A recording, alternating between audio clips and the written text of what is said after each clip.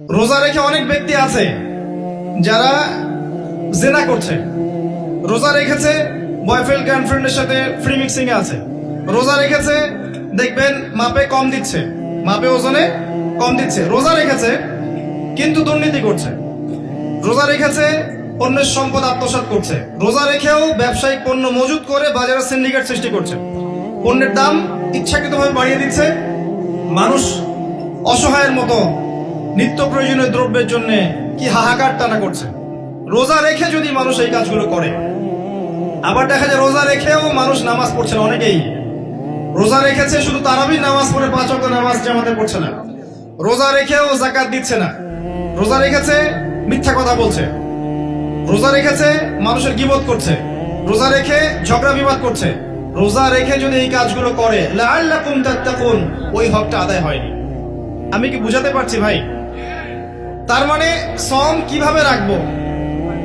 উত্তর, আল্লাহ পাকের নবী মুহাম্মদ সাল্লাল্লাহু আলাইহি ওয়াসাল্লাম যেভাবে রেখেছেন আমি সেভাবে রাখবো।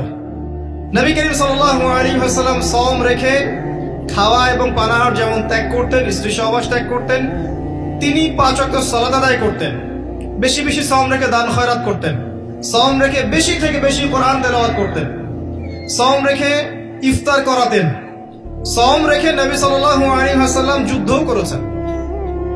আমার কথা কি বুঝতে পারছেন?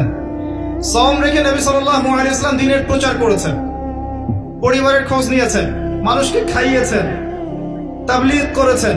সম রেখে তিনি যাবতীয় ভালো কাজগুলো করেছেন। আমাদেরকেও রোজা রেখে ভালো কাজগুলো করতে হবে, এটা 1 নাম্বার। একই সাথে সম রেখে নবী সাল্লাল্লাহু আলাইহি ওয়াসাল্লাম কখনো অন্যায় কোনো কাজে লিপ্ত হননি। হয়েছেন? তার সাহাবীরা হয়েছেন।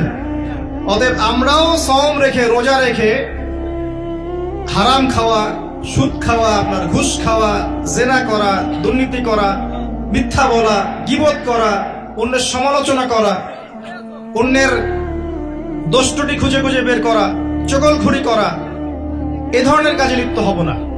আল্লাহ পাক আমাদেরকে তৌফিক দান করুন।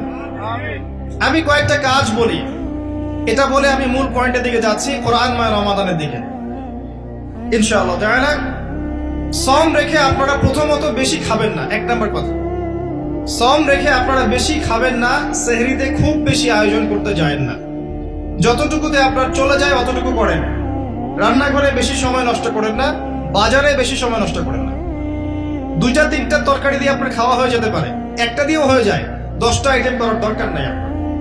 আপনি দুনিয়াবি কাজগুলোকে কমিয়ে ফেলেন, রমজান মাসে দুনিয়াবি কাজগুলোকে কমিয়ে ফেলেন।